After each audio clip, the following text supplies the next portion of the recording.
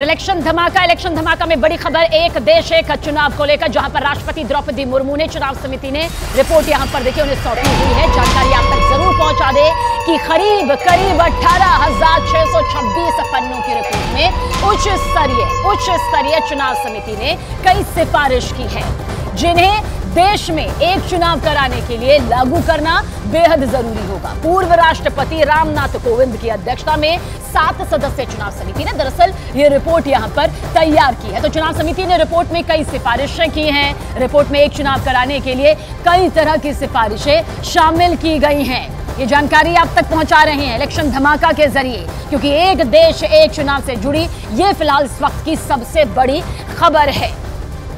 और देश में एक चुनाव कराने के लिए बनाई गई चुनाव समिति ने कई सिफारिश की है, जिनके बारे में आपको अब पूरी डिटेल इस ग्राफिक्स के जरिए यहां पर देने जा रहे हैं। इलेक्शन धमाका के जरिए आप इस डिटेल को यहां पर समझिए। चुनाव समिति ने सबसे पहले सिफारिश की है कि सरकार को एक साथ चुनावों के चक्र को बहाल यहां पर करने के लिए किस तरह से कानून व्यवस्था यहां पर बनानी होगी। पहले चरण में जिस तरह से यह भी आपको बता दें कि लोकसभा और राज्य के विधानसभा चुनाव एक साथ कराए जाए, वहीं आगे का ये पॉइंटर है। इसी तरह दूसरे चरण में सभी नगर पालिका और पंचायतों के चुनाव एक साथ कराने जरूरी हैं। साथ ही चुनाव समिति ने यह भी कहा कि आम चुनाव के 100 दिनों के अंदर ही नगर पालिका और पंचायत चुनाव कराए जाने चाहिए। और चुनाव व्यवस्था में बदलाव लाने के लिए समिति ने धारा 324A में संशोधन की भी सिफारिश इसके तहत की है। साथ ही यह भी कहा है कि लोकसभा और विधानसभा चुनावों के लिए एक ही फोटो मतदाता पहचान पत्र बनाया जाए। ये तमाम पॉइंटर्स यहां पर है, जिसमें समिति ने एक ही मतदाता पहचान पत्र के लिए धारा 325 में भी संशोधन जरूरत बताई। और यह भी सिफारिश की कि एकल मतदाता पहचान पत्र के लिए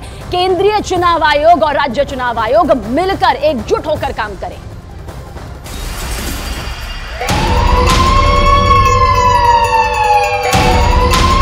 और देखिए, एक देश एक चुनाव की सिफारिशों को लेकर कांग्रेस ने केंद्र सरकार पर जमकर निशाना साधा है। दरअसल कांग्रेस इसे लेकर कभी विपक्ष में नहीं रही है, अब जमकर निशाना साधते नजर आ रही है। जहां पर जयराम रमेश ने कहा कि 400 सीटों के लिए बीजेपी संविधान बदलना चाहती है, जबकि बीजेपी ने इसे देश के विकास के लिए बेहद जरूरी कदम बताया।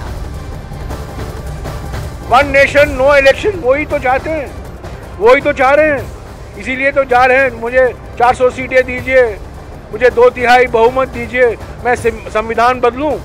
संविधान बदलने का उनसे क्या फायदा मिलेगा? One nation no election. हमारे पूर्व राष्ट्रपति जी रामनाथ कोविंद जी ने जो अपनी समिति का एक रिपोर्ट दिया है कि देश में एक साथ सारे चुनाव हो, उसका स्वागत करना चाहिए।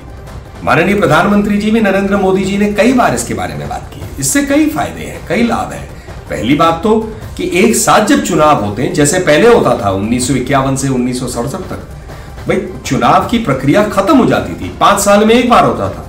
पूरा प्रशासन, राजनीतिक लोग, सारे लोग जो है काम कर सकते हैं, निरंतर काम कर सकते हैं 5 साल के लिए बिना रोक के।